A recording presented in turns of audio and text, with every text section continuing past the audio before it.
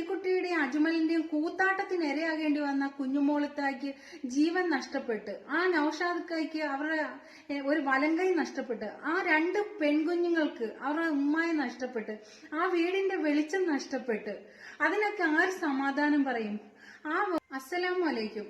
കഴിഞ്ഞ ദിവസം എന്റെ നാട്ടുകാരിയും എന്റെ അയൽക്കാരിയുമായ കുഞ്ഞുമോളെന്ന് പറയുന്ന ഒരുത്തായ കഴിഞ്ഞ ദിവസം അതിക്രൂരമായി മനസാക്ഷിയെ ഞെട്ടിപ്പിക്കുന്ന രീതിയിലുള്ള അതിക്രൂരമായിട്ടുള്ള രീതിയിലുള്ള ഒരു ആക്സിഡന്റ് ക്രിയേറ്റ് ചെയ്ത് ആ ഇത്തായെ കൊലപ്പെടുത്തി, കുഞ്ഞുമോളത്തായെ കൊലപ്പെടുത്തിയത് നമ്മൾ ദൃശ്യമാധ്യമങ്ങളിലൂടെയൊക്കെ കേട്ടതും കണ്ടതും ഒക്കെയാണ്. ഇത് കടയിൽ നിന്ന് സാധനങ്ങൾ വാങ്ങി അവരുടെ വീട്ടിലേക്ക് തിരിയുമ്പോഴാണ് ഈ ആക്സിഡന്റ് നടന്നത്. സഹോദരന്മാരുടെ ഭാര്യമാരാണ് ഈ കുഞ്ഞുമോളത്തെയും വണ്ടി ഓടിച്ചിരുന്ന ഫൗസി എന്ന് പറയുന്ന ആ സഹോദരിയും. ഇവരുടെ വീടെന്ന് പറഞ്ഞാൽ ഈ കടയുമായിട്ട് തൊട്ടടുത്ത് തന്നെയാണ്. ജസ്റ്റ് ആ വീടുമായിട്ട് ഒരിച്ചിരി അകലവേ ഉള്ളൂ. അങ്ങോട്ട് വീടെത്തുന്നതിന് മുന്നേ തന്നെയാണ് ഒരു എന്താ പറയാ ഒരു വെള്ളമടിച്ച് പൂസായിട്ട് വന്ന അജ്മൽ എന്ന് പറയുന്ന ആ ദ്രോഹിയും ഡോക്ടർ ശ്രീകുട്ടി എന്ന് പറയുന്ന ആ മനസാക്ഷിയില്ലാത്ത ഡോക്ടറും ചേർന്നിട്ട് ഈ സഹോദരി ഈ കുഞ്ഞുമോളത്തായ അതിക്രൂരമായിട്ട് കൊലപ്പെടുത്തിയത്. ശരിക്കും ഒരു തവണ കയറി, എന്നിട്ടും വണ്ടി അവൻ നിർത്തുന്നില്ല.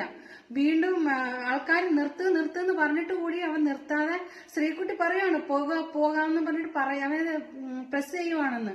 അപ്പോഴേക്കും അവൻ കാർ എടുത്തിട്ട് പോവുകയാണ്. ഇടിയുടെ ആഘാതത്തിൽ ഈ ഫൗസി എന്ന് പറയുന്ന ആ കുട്ടിയെ തെറിച്ച് നിന്ന് വീഴുകയാണ് ചെയ്തത്.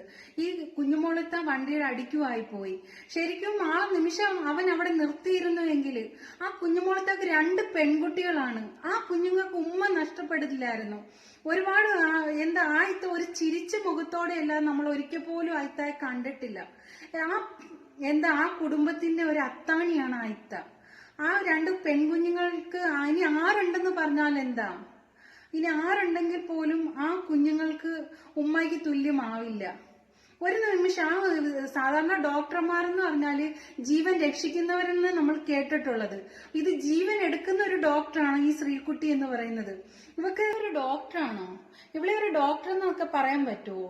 കള്ളുകൂടിയും പെണ്ണുപിടിയും മറ്റെല്ലാ തോന്നിവാസങ്ങളുമായിട്ട് നടക്കുന്ന നമ്മളുടെ ഈ സമൂഹത്തില് ഇടപഴകി ജീവിക്കുമ്പോൾ ശരിക്കും ആ ഒരു തെറ്റിലേക്കും ചിലവര് കൂട്ടുകെട്ടി അങ്ങനെ ആയി പോകാറുണ്ട്.